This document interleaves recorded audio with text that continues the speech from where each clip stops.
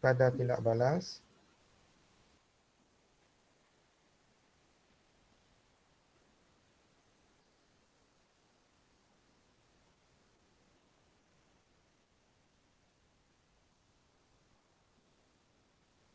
Okey, so faktor-faktor yang mempengaruhi kadar tindak balas. Bismillahirrahmanirrahim. Okey, jadi 4.2 faktor-faktor yang mempengaruhi kadar tindak balas. Okey, terdapat 5 faktor yang mempengaruhi kadar tindak balas seperti yang telah kita bincangkan pada minggu lepas. Yang pertama adalah suhu bahan tindak balas. Yang kedua adalah kepekatan bahan tindak balas. Yang ketiga adalah saiz bahan tindak balas. Yang keempat adalah kehadiran mangkin dan yang kelima adalah tekanan semasa tindak balas itu berlaku. Jadi secara umumnya faktor ini bagaimana dia mempengaruhi kadar tindak balas adalah yang pertama, kalau berkaitan dengan faktor suhu, kalau suhu meningkat maka kadar tindak balas pun akan meningkat. Yang kedua, apabila kita menggunakan mangkin dalam sesuatu tindak balas, maka kadar tindak balas pun akan meningkat. Yang ketiga, apabila kita gunakan bahan yang lebih pekat, semakin pekat bahan tindak balas, semakin tinggi kadar tindak balas. Kadar tindak balas akan meningkat. Yang keempat, apabila tekanan meningkat, maka kadar tindak balas pun akan meningkat. Yang kelima, apabila kita menggunakan saiz yang lebih kecil, saiz bahan yang lebih kecil, maka kadar tindak balas akan meningkat. Saiz yang lebih kecil akan mempengaruhi, akan meningkatkan, akan menyebabkan kadar tindak balas menjadi lebih tinggi. Okey, itulah kesimpulan daripada faktor-faktor yang mempengaruhi kadar tindak balas. Dan kita telah pun membincangkan dua eksperimen, iaitu eksperimen berkaitan dengan suhu,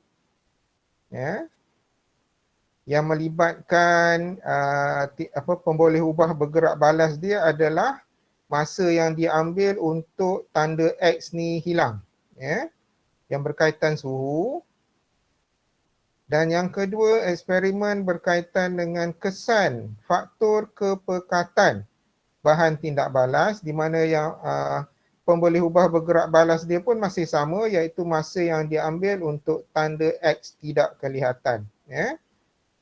Dan bahan yang digunakan adalah tindak balas antara larutan natrium thiosulfat dan juga asid sulfurik. Okey, so dua-dua eksperimen ini, eksperimen faktor suhu dan faktor kepekatan menggunakan bahan yang sama. Cuma yang berbeza dia punya manipulasi dia. Eksperimen pertama tu menggunakan suhu yang berbeza. Eksperimen yang kedua ni menggunakan yang dimanipulasikan adalah kepekatan yang berbeza. Ada yang nak masuk ke? Sekejap. Okey.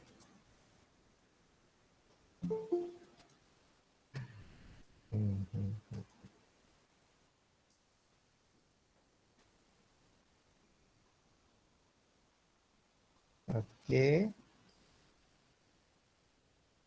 So itu yang telah kita pelajari, di mana eksperimen-eksperimen ini, dua eksperimen yang kita dah bincang tu, kamu kena ingat dia punya prosedur, ingat dia punya tajuk, tujuan eksperimen, hipotesis dia, pemboleh ubah dia dan bahan yang digunakan lah. Kemudian prosedur. Bagaimana prosedur eksperimen itu dijalankan, ada perbezaan antara suhu dan juga kepekatan. Okey, so jadi kita dah bincangkan yang ini, kamu kena pastikan kamu ingat, faham dan cuba aplikasikan kefahaman kamu tu dalam eksperimen ini. Okey, so hari ini kita akan sambung dua lagi eksperimen.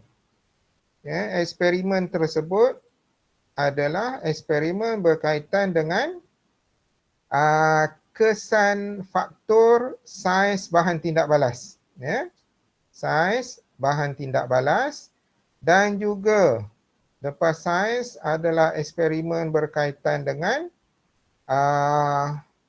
kehadiran mangkin. Ya.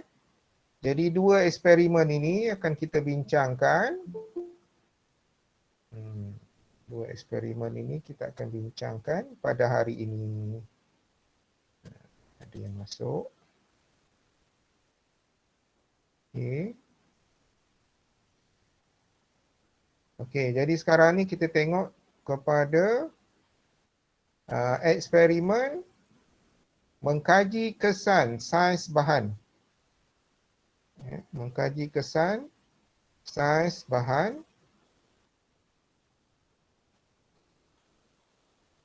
terhadap kadar tindak balas. Ya. Okey, jadi sekarang ni kita nak tengok Okey, dah bersedia semua? Are you ready guys, girls and boys? Okey. Jadi kita akan tengok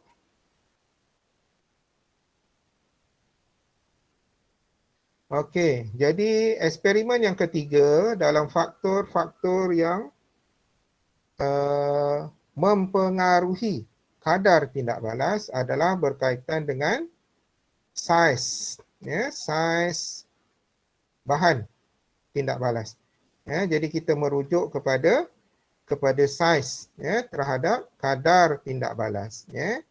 Jadi penyataan masalah dia di sini adalah bagaimanakah saiz bahan tindak balas mempengaruhi kadar tindak balas. Ya.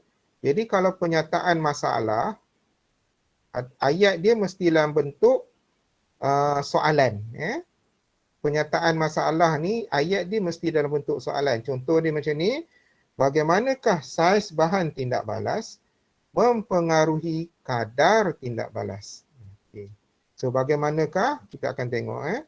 Okey, hipotesis dia adalah semakin kecil, semakin kecil saiz bahan tindak balas tersebut, semakin kecil saiz. Saiz yang kecil untuk bahan tindak balas. Bahan tindak balas semakin tinggi. Kesan dia semakin tinggi kadar tindak balas. Okey, inilah hipotesis dia. So hipotesis ini adalah sesuatu yang perlu diuji. Hipotesis ni adalah ramalan awal sebelum eksperimen dijalankan. Jadi untuk membuktikan hipotesis ni betul ataupun salah, so kita kena lakukan eksperimen. So dalam eksperimen ini, pemboleh ubah dia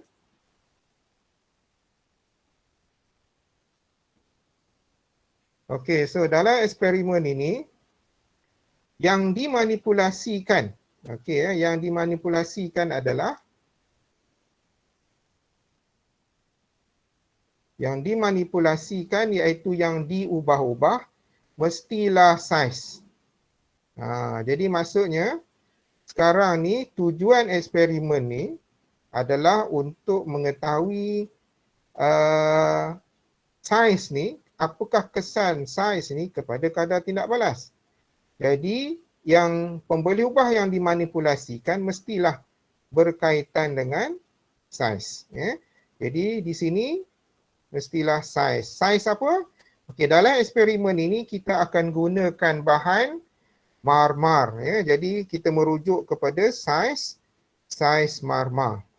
Saiz di sini macam mana nanti kita nak tahu dia, nak tahu beza dia saiz kecil atau saiz besar, nanti kita akan tengok.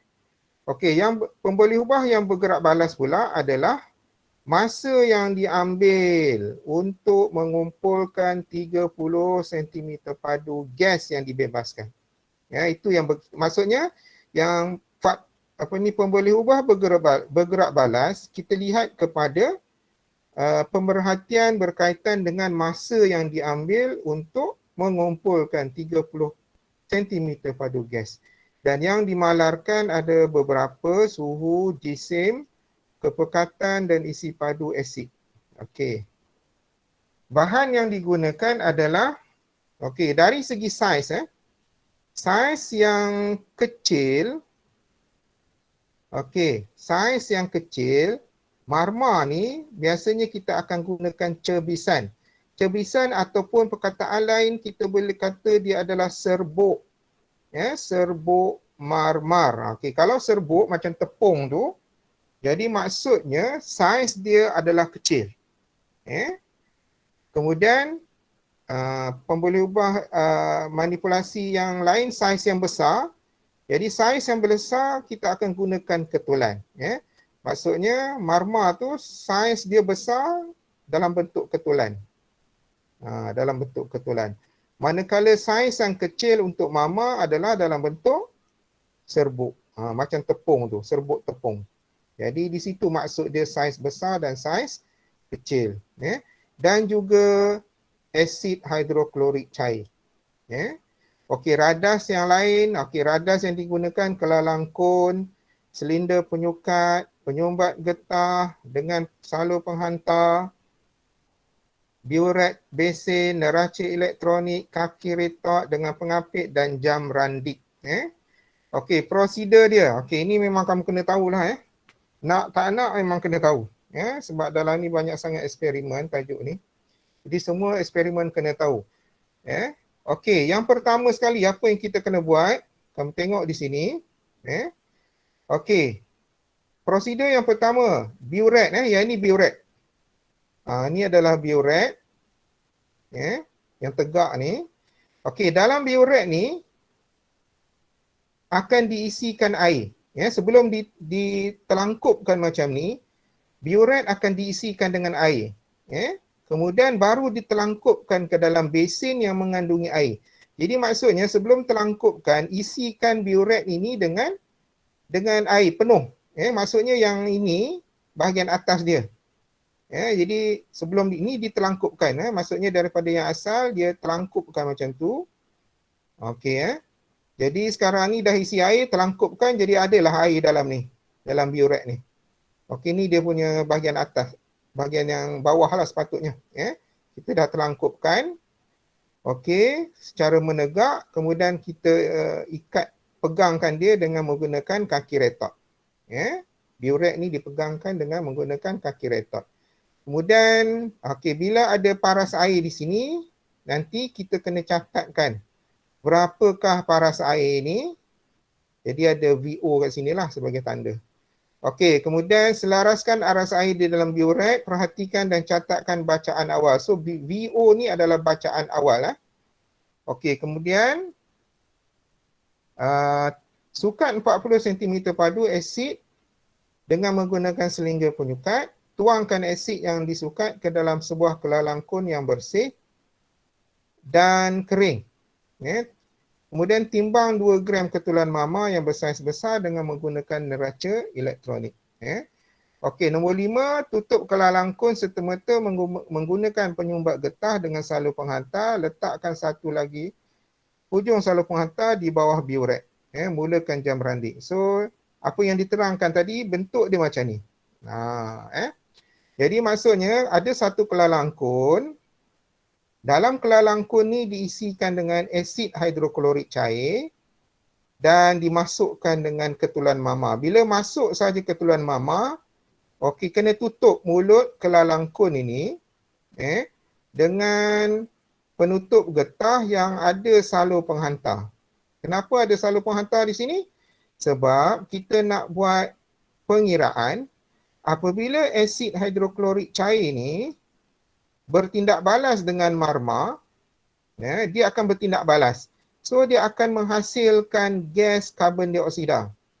So gas karbon dioksida ni akan masuk ke dalam salur penghantar dan bergerak terus melalui salur penghantar ni masuk dalam besin dan seterusnya dia masuk dalam biuret yang ada air ni. Okey.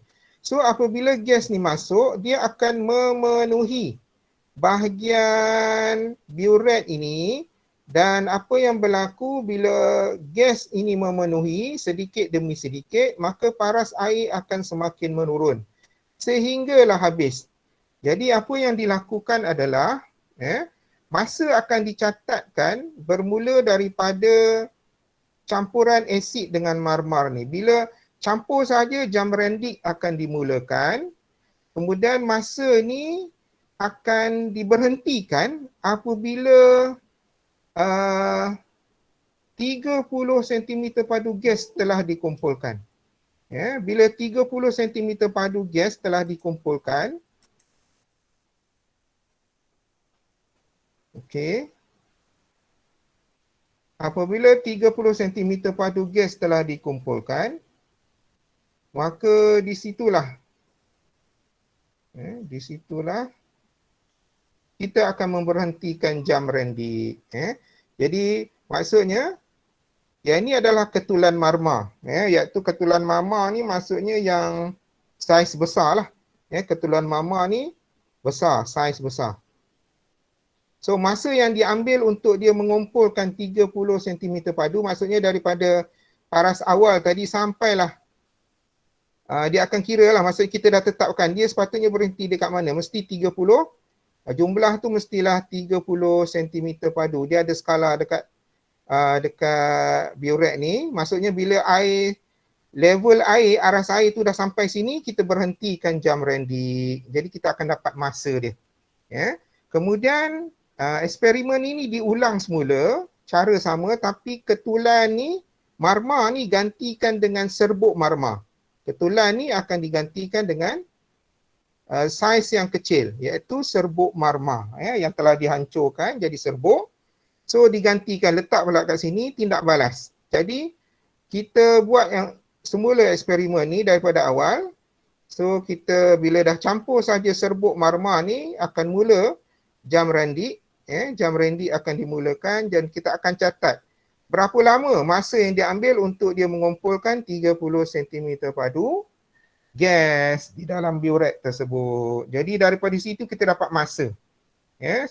Manakah saiz yang mengambil masa yang lama dan manakah saiz marmar yang mengambil masa yang lebih singkat. Okey. So sekarang ni berdasarkan kepada data tu, jadi masa yang diambil untuk mengumpulkan 30 cm padu gas, okey, kalau ketulan marmar yang bersaiz besar, okey, contoh sajalah, ini contoh saja, katalah 60 saat. Ini contoh sajalah. Kemudian kita buat eksperimen yang kedua dengan menggunakan cebisan ataupun serbuk marmar yang bersaiz kecil. Okey, contoh saja, katalah ambil masa 30 saat. Sebab kita tahu kalau bersaiz kecil, maka masa kadar tindak balas dia adalah tinggi. Kadar tindak balas yang tinggi bermaksud masa yang diambil adalah lebih cepat untuk melengkapkan tindak balas. So berdasarkan kepada masa yang diambil ni, kita tahu bahawa kesimpulan dia adalah saiz yang kecil akan menyebabkan kadar tindak balas semakin meningkat. Okey deh. So macam itulah yang dimaksudkan berdasarkan eksperimen ini. Okey, itu eksperimen yang ketiga berkaitan dengan kesan saiz bahan. Okey, sekarang kita tengok pula kepada yang faktor yang keempat, iaitu kesan kehadiran mangkin. Okey, kita nak tengok mangkin pula. Okey, jadi sekarang ni untuk mengkaji kesan kehadiran mangkin terhadap kadar tindak balas. Jadi bagaimanakah penyataan masalah dia, bagaimanakah kehadiran mangkin mempengaruhi kadar tindak balas? Hipotesis dia, jika mangkin hadir, maka kadar tindak balas akan meningkat. Itu dia punya hipotesis. Jadi sekarang ni yang dimanipulasikan adalah kehadiran mangkin. Bergerak balas, masa yang diambil untuk mengumpulkan 30 cm padu gas, dimalarkan adalah suhu, isi padu dan kepekatan asid hidroklorik. Okey, bahan yang digunakan adalah kali ini kita akan gunakan ketulan zinc bersaiz kecil, asid hidroklorik. Okey. Sekarang ni yang ni dia guna ketulan zinc. Sebab zinc ni akan bertindak balas dengan asid dan dia akan hasilkan gas hidrogen. Jadi gas hidrogen itu akan digunakan untuk mengukur, dijadikan sebagai pengukur untuk mengumpulkan gas, mengumpulkan 30 cm padu gas. Masa yang diambil untuk mengumpulkan ni akan dijadikan sebagai pemboleh ubah bergerak balas. Okey, bahan radas dan yang lain semua sama macam tadi eksperimen 3 juga. Jadi kalau kita lihat eksperimen 3 ni hampir sama bentuk dia dengan eksperimen 4 ni hampir sama dengan eksperimen yang ketiga tadi. Kalau kita lihat, tengok cara dia sama. Kaedah dia hampir sama. Dia menggunakan bahan yang hampir sama. Tengok masih menggunakan biuret, isikan macam ni. Kemudian okey, masih lagi yang ni asid. Cuma bahan tadi asid.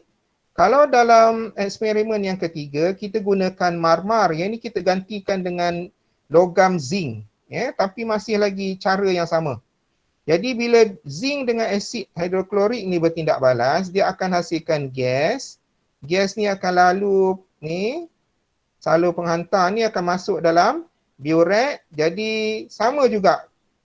Kita akan ambil masa untuk 30 cm padu gas ni terkumpul. Bila dah sampai mencapai 30 cm padu, maka jam Randic akan dihentikan. Jadi kita akan ambil masa. Berapakah masa yang diambil untuk mengumpulkan 30 cm padu gas. Jadi cara dia sama. Jadi senang. Eksperimen 1, eksperimen 2, kaedah dia hampir sama. Eksperimen 3 dan 4, kaedah dia hampir sama. Jadi kamu kena susun macam tu, senang. Okey, so jadi sekarang ni oleh kerana sama, jadi senanglah untuk kita bincang. Jadi cuma yang berbeza dia, yang berbeza dia adalah, yang pertama ni, set yang pertama ni, zinc dengan asid hidroklorik. Bila kita ulang semula langkah tadi untuk eksperimen yang keempat ni, sebab kita nak uji kehadiran mangkin tu kesan dia macam mana. Bila kita ulang semula langkah ni, kita akan masukkan tambahan, iaitu, ini tambahan dia yang ni. Larutan kuprum 2 sulfat. Larutan kuprum 2 sulfat ni akan ditambahkan ke dalam campuran antara asid dan juga ketulan zinc. Jadi ni yang berbeza. Jadi sebenarnya kuprum 2 sulfat ni adalah mangkin. Ni adalah mangkin. Ada yang nak masuk ke?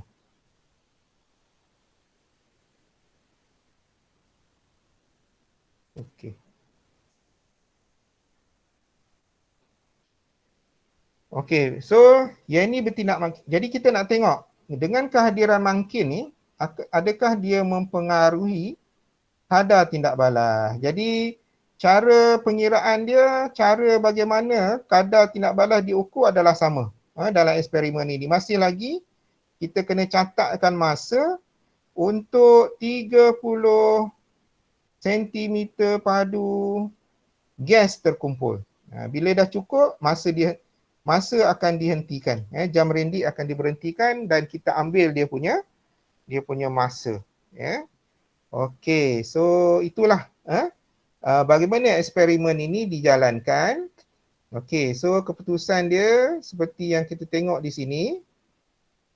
Keputusan dia adalah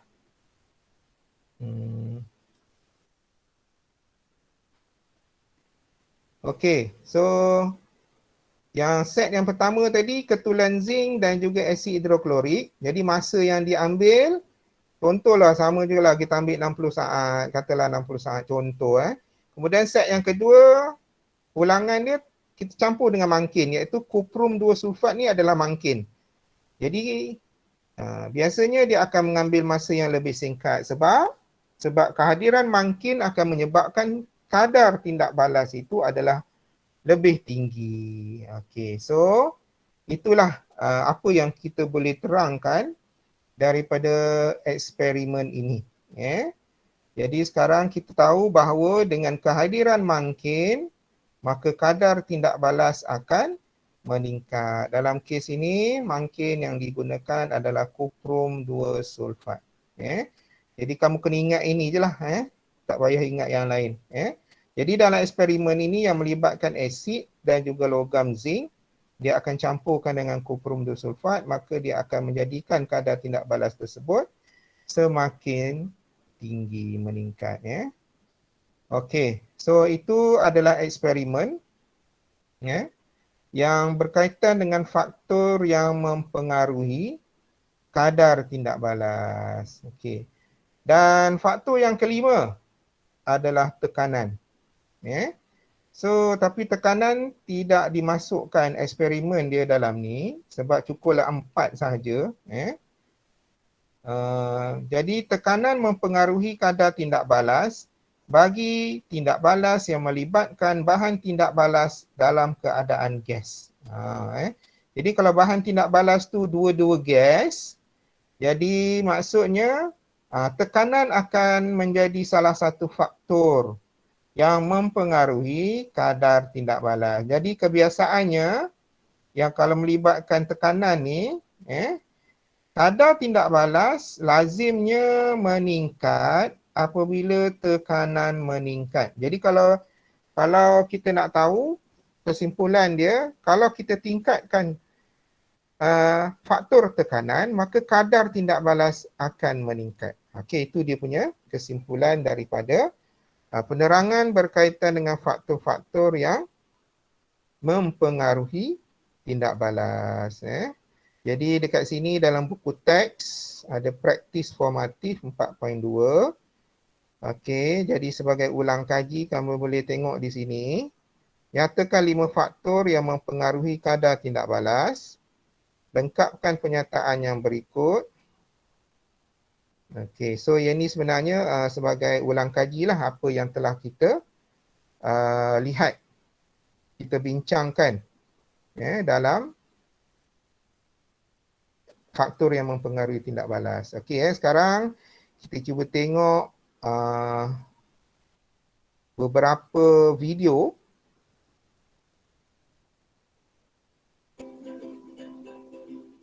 Okey, yang berkaitan dengan faktor yang mempengaruhi tindak balas supaya kamu nampak bagaimana eksperimen ini dijalankan.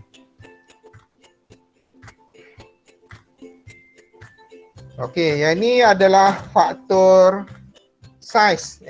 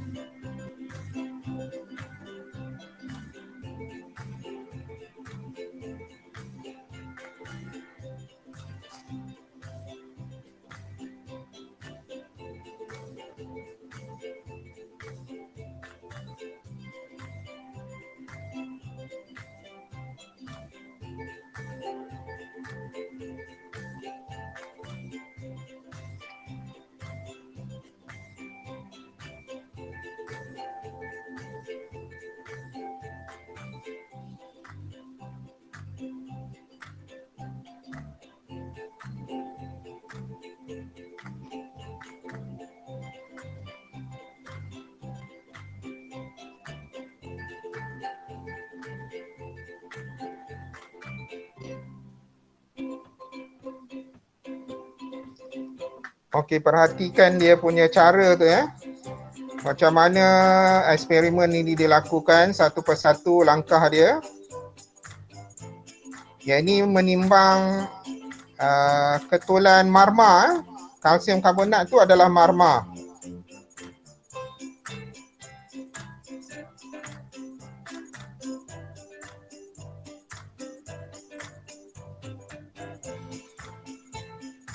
Okey, dimasukkan salur pengantar daripada kala langkun, gas akan dibebaskan dan gas itu akan masuk ke dalam biuret. Ya. Okey, sekarang ni dicampurkan ketulan mama tu. Ni ketulan ya, bukan serbuk. Okey, bila dicampur je tindak balas terus bermula. Okey, so kita boleh nampak. Okey, masa jam randit akan dimulakan. Okey, gas akan terbebas dan menyebabkan aras air semakin menurun.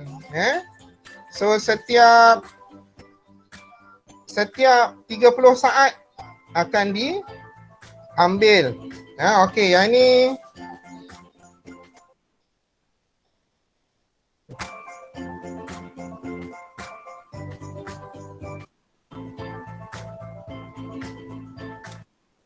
okey, kalau kita lihat penjadualan data ni sebenarnya dari eksperimen ni setiap 30 saat di sini akan diambil bacaan aras air tadi. Sebab aras air akan semakin menurun dalam biuret.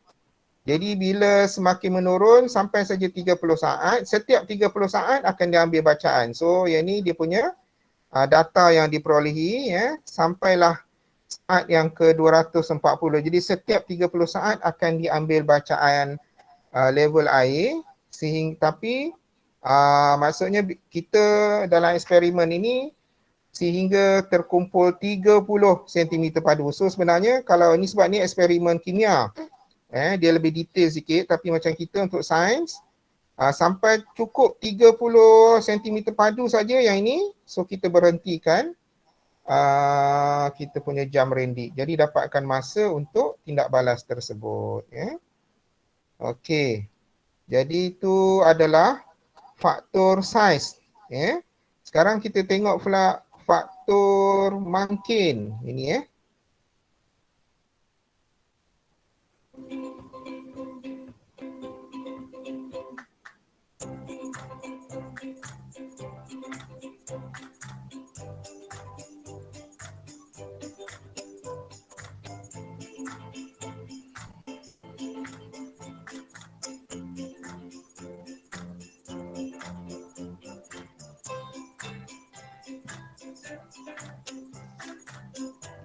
Okey, yang ni dia gunakan bahan yang lain tapi cara yang samalah. Ini bahan yang lain.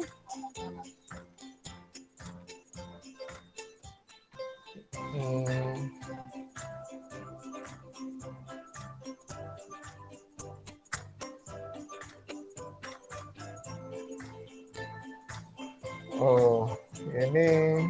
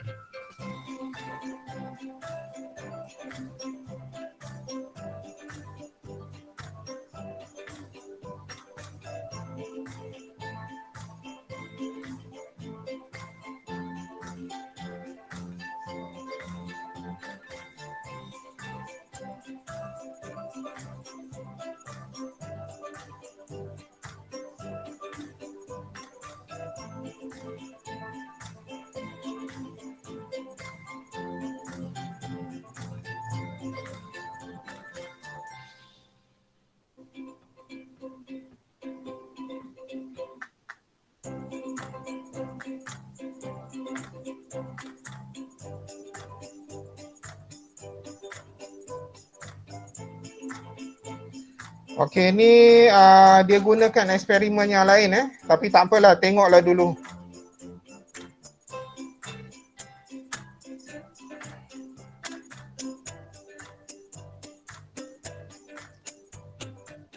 Okey, kaedah yang berbeza ini.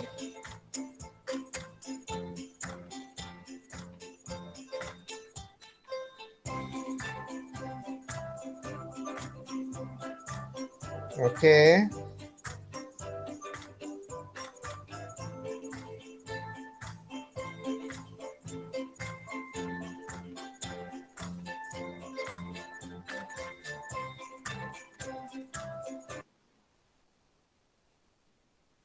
Okey, so kita berhenti di sini dulu untuk rehat. Cikgu nak pergi solat dulu, solat Isyak. Jadi yang lain pun boleh rehat sekejap. Nanti pukul 9 kita akan sambung balik. Selepas solat Isyak, kamu boleh, yang lain boleh solat dulu. InsyaAllah nanti pukul 9 kita akan sambung balik. Kita akan tengok video untuk kesan suhu dan juga kepekatan. Bagaimana eksperimen itu dijalankan. Okey. Jadi kita jangan live biarkan saja. Okey, so kita berhenti rehat sekejap untuk solat Isyak insya-Allah.